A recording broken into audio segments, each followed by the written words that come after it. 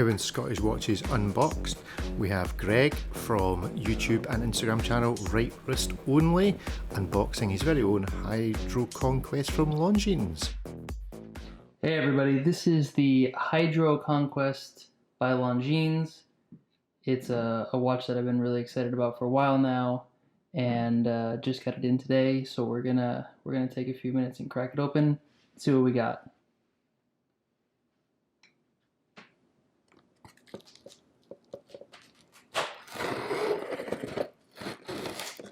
So Longines, they have a distribution center in Conquest, which is right near New York City, and that's where I live. And this thing came next day air, but I'm pretty sure you can get them next day air from anywhere as long as they're in stock. This one happens to be out of stock now, which makes it even a little more exciting for me to be able to pop one open, get my hands on it. Alright, so not much in the box. Packing slip. That's about it. Some light bubble wrap. It's pretty light. I like to see a little more packaging around it to make sure it gets to me safe, but it seems like everything's okay.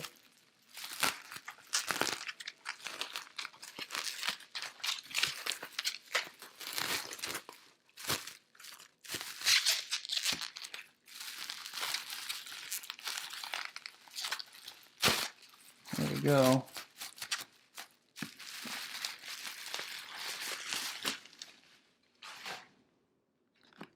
Alright, cream colored box. Pretty standard. Nothing fancy, not an Omega box. Actually not even as nicely done as the Christopher Ward C60 Trident. I did get to see these in the Longines store in the Oculus, right in World Trade Center, but they did not have the 41mm in black, which is what we have here. They only had the gray, so surprise, box in a box. So take that out. Very dark. Little Longines logo there. And then we've got an absolutely massive how to use your watch book, and it looks like my international warranty and customer service cards.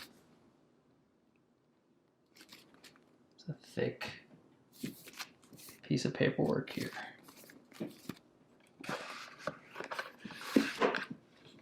We'll put these aside for now.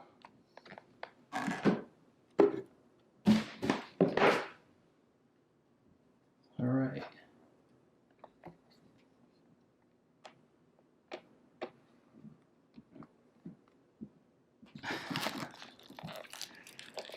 Not super well packaged for travel. All right, so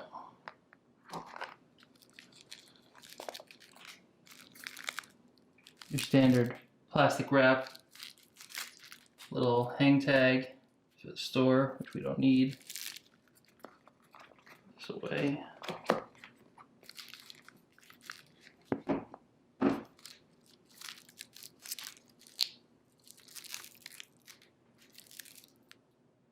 So I'm going to take this plastic off and we will get a look at the actual watch itself.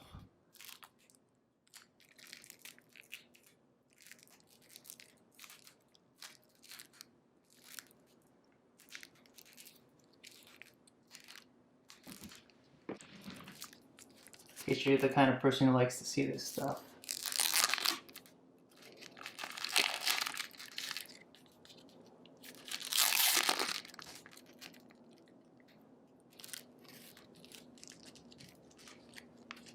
There's that gorgeous black dial.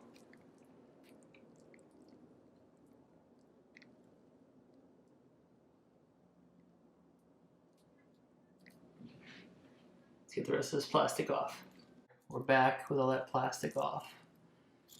I'm sure they put a lot on there to protect the super high polish that we're seeing on the center links of this bracelet, but it seems pretty excessive. Probably wouldn't need so much if they didn't use such light packaging.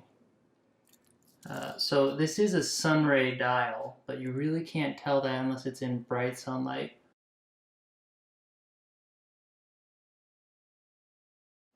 It is a sunray on a black. I got to look at the gray as well, and you can really see it on the gray model, but the bezel was just a little too light and didn't sit with me properly. So only the pip is loomed here on this guy. The rest of these are just kind of painted in there instead in the ceramic. And then on the face, you've got the 12, 9, 6, and then the hour markers are all loomed, as well as the hour, minute, and second hands. And so here's some bezel action for you.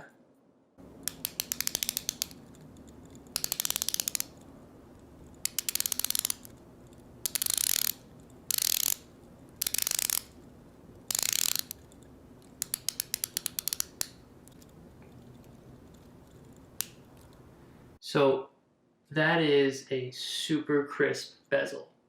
I absolutely love it. One of the things I always look for in my dive watches is to have a super crisp click and move into the marker place really easily and clearly. I don't like backplay, I don't like half clicking into place, and everything needs to line up really well. That's something that the Helios Seaforth does really well, but it's easy to mess up. So it is a screw down crown on this guy. If I'm being honest, not the smoothest action I've ever felt, but that might break in after a while. Hacking.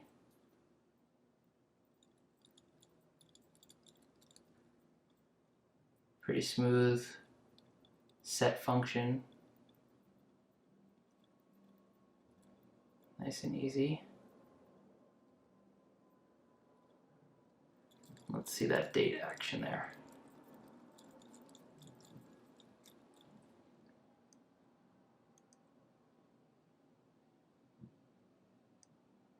So she's starting to turn before we get near midnight, but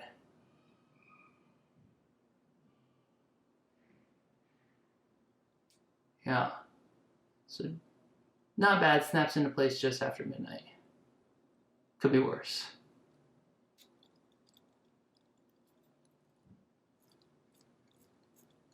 Now the crown guards do stick out quite a bit on this guy. I don't know if you're noticing that. They are pretty solid, pretty sharp, and they're not in the way when winding, but they're not making it any easier. Give it a little push, see if we can get it back on those threads. And there it goes in. Quite a bit of travel on the threads. Could give you a kind of a secure feeling. Better than only a small bit of travel in the threading. This is a screw down case back here. And with the Longines logo embossed in there. Let's get that last piece of plastic off.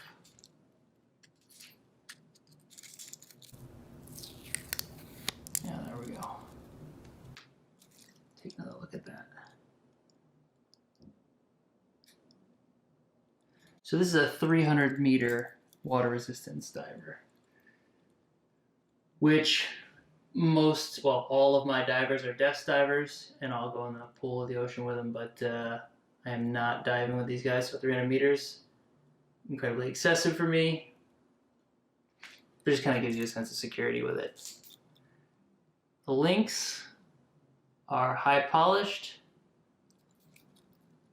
and the clasp, man, the clasp is a real miss for me.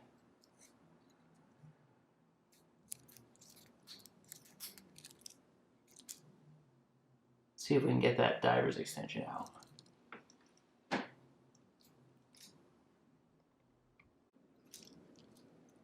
Alright, so flip lock clasp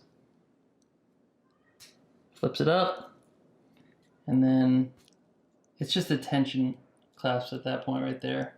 So these two pieces here fit inside this. It's not a milled clasp. It does have a diver's extension though, and so that will pop out there.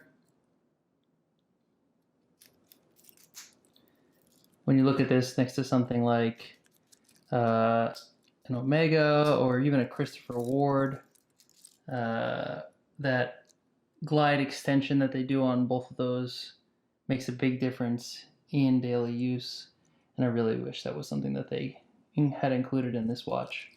It does have some small micro adjust there, but small is the key in that phrase. So again, high polish on the sides of the bracelet, high polish in the center, brushed on the edges, more of a satin finish actually. You know, this watch is definitely made to shine a bit, give you a little bit of glitter for your wrist.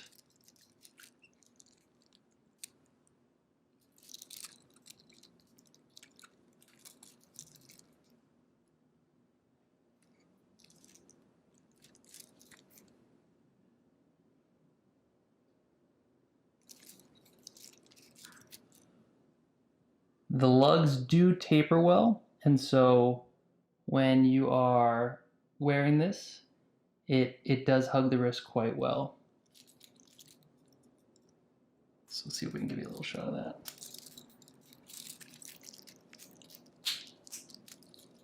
So it does come down quite well on the wrist.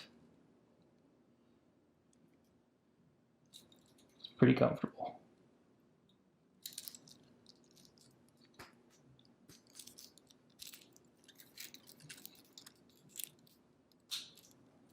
Something that bothers me, so I know that Tudor, which isn't far from this price range, use a lot of ceramic bearings. And they do a really good job at hiding anything like this. So you can see this is a brand new watch, direct from Longines, and it's already scratched on the clasp there. Let's see if I can get that in focus. And that's just because it is a ball, a metal, it's not even a ball bearing at this point. On this one here, it's just a metal pin that's been pushed in, stamped in on the inside of the clasp there. And that obviously it scratches on its way down. So, you know, with micro brands, you can find a lot of watches in this price range that will give you a lot more for what you're paying, but for this guy, it's all about the style. This one looks great to me. So this is a 41 millimeter. They make a 43 millimeter. Not a huge difference. Great for somebody that's looking for a watch with more presence. I was hoping that this would be in a 40, but 41 is just about as good. And so this has got the caliber L888 in it, which is a modified ETA, and that modification gives it 64 hours of power reserve, and that's a big draw for me. I mean, you know, when you look at, again, the Tudors, they're looking at around 70 on a lot of their in-house movements. 64 is getting pretty close. The ability to put it down for a few days, come back and have it still running, you know, grab it in the morning and go is really nice. Not have to worry about setting the date, whether you're AM, PM. So I'll throw out some stats here for the rest of it. All the measurements, lug width. Again, the lug to lug is great on this. This distance is, you know, really, really comfortable. And the lug width on this is 21 millimeters. 21 millimeters is an aggravating size. You know, why they couldn't make it 20, it'd be easy for them to push it in a half millimeter on either side. Or even better, they could thin out the lugs a little bit and make her 22. I think that would make a big difference. You could swap out the straps.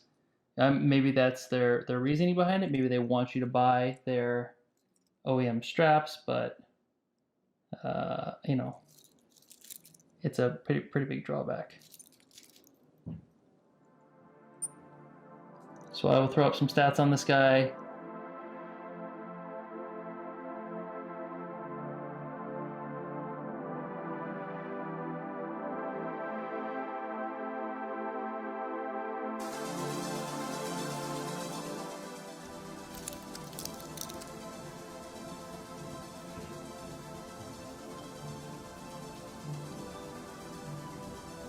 And there's your unboxing of the ceramic insert Hydro Conquest from Longines. Thanks for watching.